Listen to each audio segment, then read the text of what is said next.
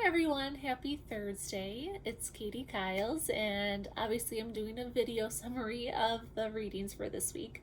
I'm actually going to start with the reading revealed section. I'm going to highlight two of the strategies and suggestions that really stood out to me. The first one was say something, and immediately I was making connections to the stop and jot kind of strategy with Lucy Calkins and Teachers College. But instead of stopping and jotting your thoughts on a post-it note or in your writing journal and writing notebook, Reading Revealed suggested that they say something when they're thinking it while reading. And we do this during, at least in my classroom in my school, during restorative justice circles. Obviously, we have a talking piece, and it's not just like chaos. So if we're doing it when we are solving conflicts and peer issues, why not do it during academic pieces as well in academic settings?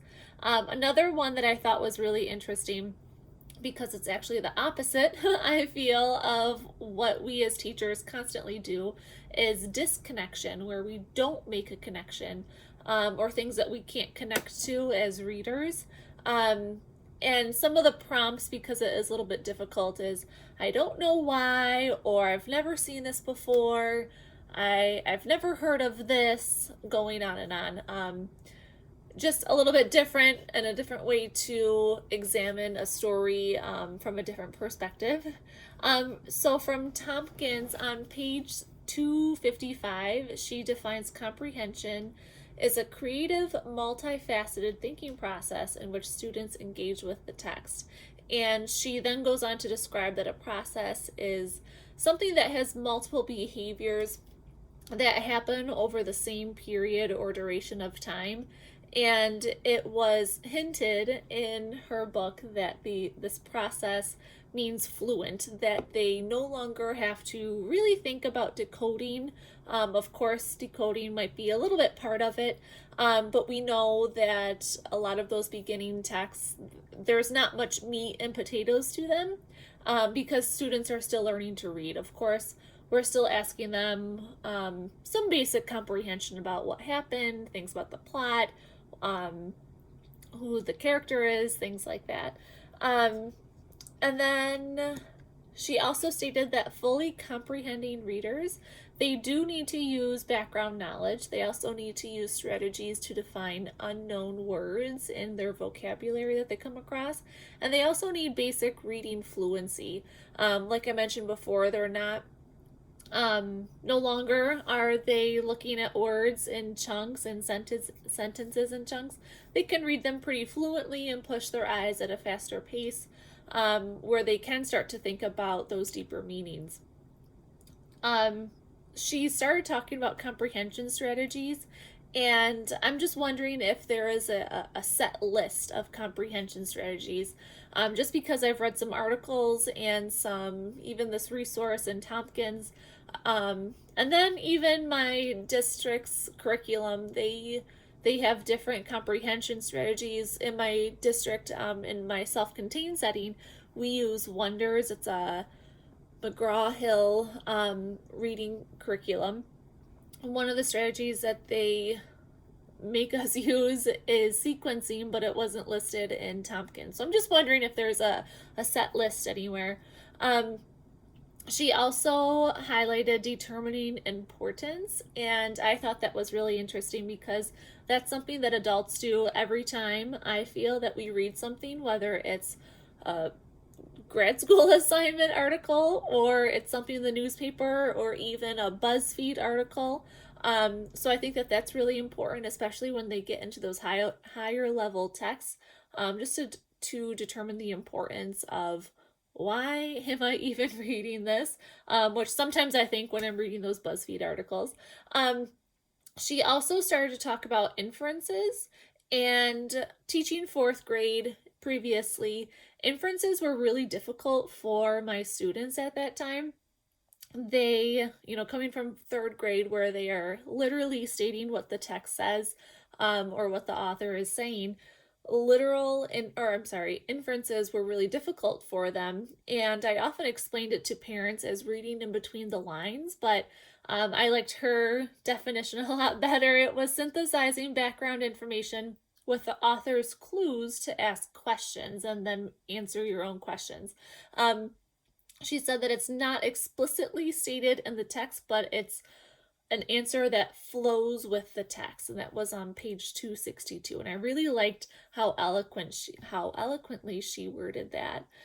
She also talked about student motivation, and it comes from attitude, community, instruction, and rewards, but also it comes from student expectations, their collaboration among your classroom, reading and writing competence, and then allowing choice.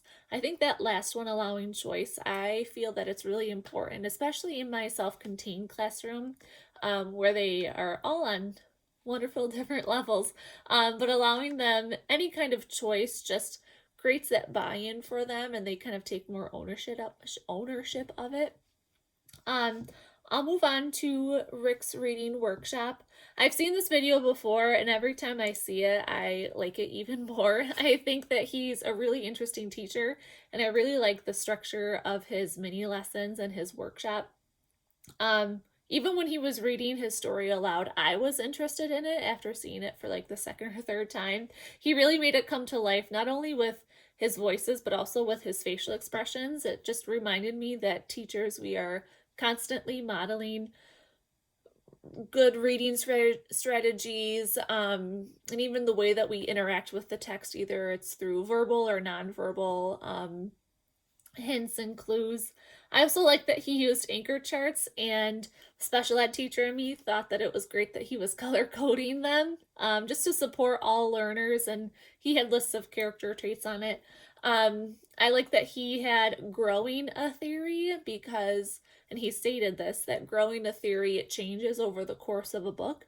I'm interested to see this lesson applied to a chapter book, though, because I know that a picture book, there is some picture clues, and there are, it's a shorter text just in general. I'm interested to see how this lesson would apply to a chapter book. And then are fifth grade students able to keep track of growing an idea or a theory of a character over time in a chapter book? How do they document this? Is it through a reader's notebook? Is it through a writing notebook? Just something that I'm interested in. I also like that he was keeping accountability with his turn-in talks, with acting out emotions and show me this face. How is the character feeling? I think that's really great. Also taps into some social emotional learning as well. And he also makes sure that students know their tasks and what is expected of them. He not only checks for understanding with a thumbs up or a thumbs down, but make sure that they know what they are supposed to be doing next in the procedure. His conferences I thought were great. He even said that, yes, during my mini lessons, I teach this one strategy that later they apply during their own independent reading. However, you can see that when he's conferring with students, he's talking to one student about pushing their eyes and picking up fluency and reading ahead of their finger. And then he's talking about the rule with the double consonants and the short vowel sounds, but then he's talking about growing theories about a character.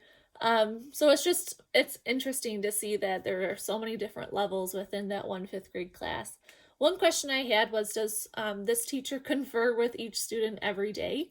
I'm wondering how many students he has, how much time he's allotted for reading workshop. Personally, I felt that when I was doing a full-blown reading workshop, that it was difficult with time management because you get swept up into a conversation about a student's book and one that you can connect to and they can connect to.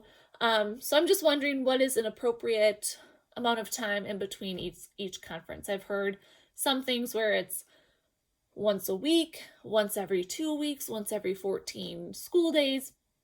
I'll move on to the last piece. It was the expert post for this week.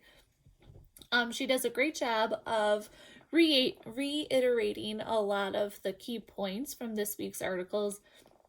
She really breaks it down. It was easy to understand.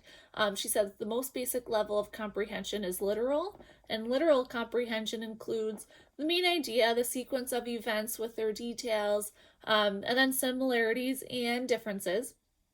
She said that the next level of comprehension is inferential, where they use context clues, pair it with their previously learned information, like their background knowledge, and then they kind of read in between the lines. It's not something that the text explicitly states.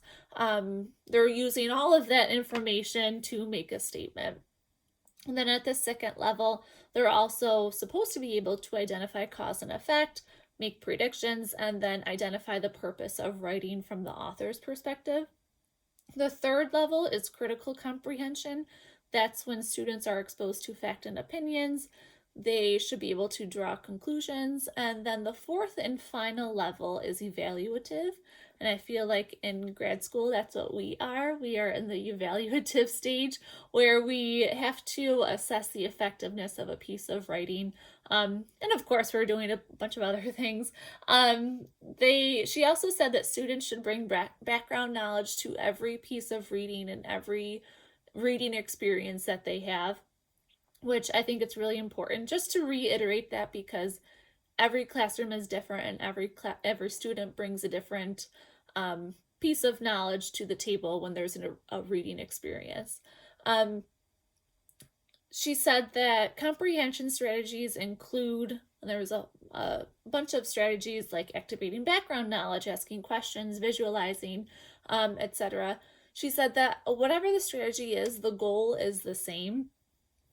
She also made a point that visualization is key. However, sometimes telling a student to make a picture or make a movie in their mind, that's not always enough. They need explicit instruction and chunk by chunk how to make that movie or make that picture in their mind. Immediately, I was thought to, okay, well, the teacher during a mini lesson can model what they're making on a post-it note, stick it up on the chart or the whiteboard, read a couple more pages, make another little picture, write what they're thinking, stick it up on the note, or draw a picture of it. I was also thinking that they could turn this visual strategy into a kinesthetic where they act it out to the partner or the reading partner next to them. Just different ways to include like Howard Gardner's theory of learning into that.